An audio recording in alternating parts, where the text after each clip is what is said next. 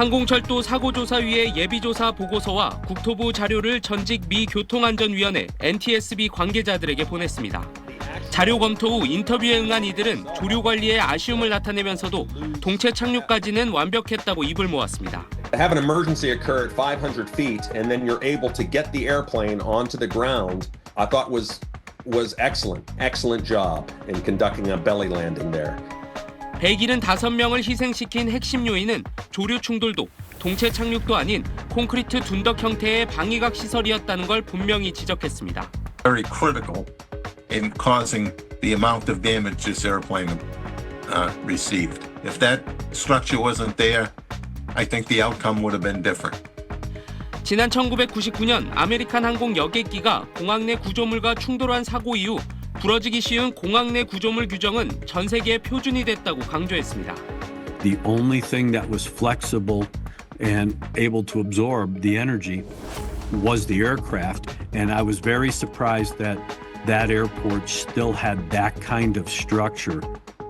콘크리트 둔덕 방위각 시설이 부러지기 쉬운 구조물 규정을 적용받는 종단 안전구역 안에 있냐 밖에 있냐를 놓고 국내에선 논란이 벌어진 바 있습니다. 저희 무한 쪽은 그런 어떤 그 범위 밖에 있었기 때문에 규정들이 적용되지 않고 있다. NTSB 전 조사관들은 이런 논쟁을 벌인 자체가 놀랍다는 반응을 보였습니다. 국제적 인식은 이런 거라고 했습니다. Concrete structure sits on the airport property within the airport boundary fence, then it is in the runway safety area. 이들은 안전상 결함 요소를 최종 보고서에 명확히 담고 관리 주체인 공항공사와 정부의 책임도 분명하게 따져봐야 한다고 지적했습니다. SBS 엄민재입니다. 지난 1월 미국 워싱턴 DC에서 발생한 여객기 헬기 충돌 사고 직후 미 교통안전위원회 NTSB는 연방항공청을 향해 한 달 만에 3건의 긴급 안전 권고를 발표했습니다. We need to improve aviation safety now versus 2 years from now.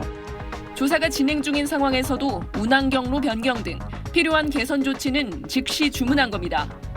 이에 비해 우리 항공철도사고조사위원회의 지난 10년간 조치 사항을 보면 항공사고 16건과 관련해 국토부를 상대로 안전 권고를 한 건 3건에 불과합니다. 국토부 장관이 항공철도조사위원회를 지휘감독하고 인사와 예산권을 행사하다 보니 독립성 문제가 수시로 도마에 오릅니다. That is one of the reasons why the NTSB split off. The NTSB was going to make a recommendation to the FAA, but the FAA said, don't embarrass us, please. We're all part of the same family. We'll try to handle this internally. And they didn't. 정부 산하에 있던 미 NTSB도 이런 문제 때문에 지난 1975년 대통령 직속 기구로 분리됐습니다. Many times the things that the regulators do or don't do play a role in generating the right circumstances for the accident to happen. If the regulator did or didn't do something that led to this mishap, that's not likely to be in the regulator's report. 조사 기구의 독립성이 보장돼야 제도 개선을 선제적으로 지적하고 이행 상황을 추적할 수 있습니다. 공보사항 내기도 어렵지만 그거를 계속해서 추궁하거나 트래킹하는 게 사실은 쉽진 않다는 거죠. 미 전문가들은 조사의 투명성을 높이는 조치도 필수적이라고 지적합니다. The NTSB releases the full written transcript of the cockpit voice recorder and interview statements of the people we interviewed. 사고조사기구 독립성 강화 법안은 10여 년 전부터 논의됐지만 국회 문턱을 번번이 넘지 못하고 있습니다. We don't want their lives to have gone in vain. We need to learn the lessons to improve aviation safety so that the loss of their life not just be forgotten. SBS 하정현입니다. 지난 2022년 10월 24일 필리핀 세부 공항에서 일어난 대한항공 여객기 사고 당시 모습입니다. 당시 여객기가 착륙 허가를 받고 하강하는 시점에 갑작스런 폭우가 내렸고 다시 고도를 높이는 복행 후 2번째 착륙 시도를 합니다. 이때 다시 비바람이 몰아치면서 활주로가 시작되는 부분에 오른쪽 바퀴가 부딪힙니다. 비포장 지면보다 15cm 높은 활주로와 충돌한 겁니다. 이때 오른쪽 바퀴는 물론 브레이크 시스템도 모두 고장납니다. 승무원분들이 머리 숙여 뭐해 하면서 소리를 계속 지르시더라고요. 그때부터 약간 이게 제 실제 상황이 부상을 오는 사람도 있었고. 다시 복행 후 세 번째 착륙 시도. 제동 능력을 상실한 여객기는 활주로를 지나쳐 235m를 더 나아간 뒤 민가 가까이에서 겨우 멈춰섰습니다. 복행 시도와 제동 능력 상실, 활주로를 지나친 오버런 등 제주항공 사고와 유사점이 많습니다. 다만 달랐던 건 로컬라이저, 방위각 시설이었습니다.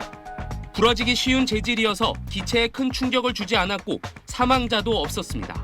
무안공항 같은 경우는 거기 둔덕이 직접적인 충격을 줘서 사고가 커진 것이고, 필리핀 대한항공사 같은 경우는 부서지기 쉬운 재질로 되어 있었기 때문에 손상이 적었다.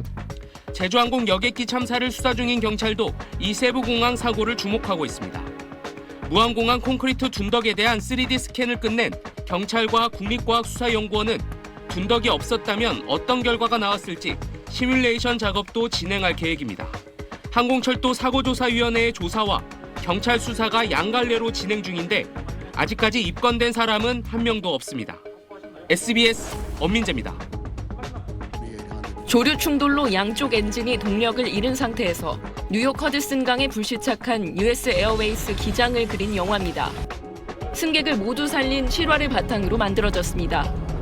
영화는 불시착 자체를 조종사의 책임으로 몰아가는 조사 당국을 부정적으로 묘사해 논란을 불렀지만 항공기 사고의 원인 규명과 재발 방지 훈련에 흔히 쓰이는 게 영화에도 등장하는 시뮬레이션 비행입니다. 제주항공 여객기 무안공항 참사 이후 국내 여러 항공사에서 조종사들을 대상으로 이런 시뮬레이터란 기계에서 모의 비행 훈련을 진행하고 있습니다. 고도와 속도, 기상 등 참사 여객기와 같은 조건에서 양쪽 엔진이 모두 꺼진 채 무안공항에 착륙해보는 겁니다.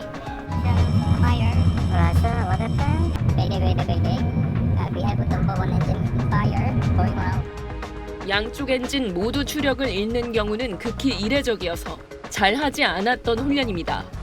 현직 조종사들은 착륙에 성공하는 것조차 희박한 확률이었다고 입을 모았습니다. 승진 페일은 그래서 극한 상황이기 때문에 거의 없는 일이라고 생각하기 때문에 크래시 되시는 분들도 많으시고, 성공한 사람이 없었다. 바다에 추락하는 경우, 활주로에 가보지도 못하고 지상에 충돌하는 경우, 가까스로 착륙에 성공했더라도 활주로 끝에 콘크리트 둔덕이 가로막고 있는 경우라면 의미가 없다고 했습니다. 활주로까지 왔다는 것만으로도 과연 나라면 그렇게 할 수 있었을까? 조종사로서는 무력함밖에는 설명이 안 되는 것 같아요. 가장 믿었던 런웨이가 안전하지 않을 수 있다. 저희가 훈련하면서 그거를 어떻게 극복할 수 있냐라는 문제는 아직은 잘 모르겠습니다. 참사 이후 국토부가 조종사 훈련을 강화하라고 주문했지만 조종사들은 사고 원인의 본질에 애써 눈을 돌리고 있는 게 아니냐는 의구심마저 나타내고 있습니다. 파워를 두 개 다 잃은 상태잖아요. 그렇게 되면은 거기다 안 부딪힐 수가 없어요. 그러면 그 앞에 그게 있으면 조종사로서의 회의감? 그런 것도 좀 느낄 수 있고, 제가 볼 땐 비행의 신의와도 안 될 것 같은데요. SBS 하정현입니다.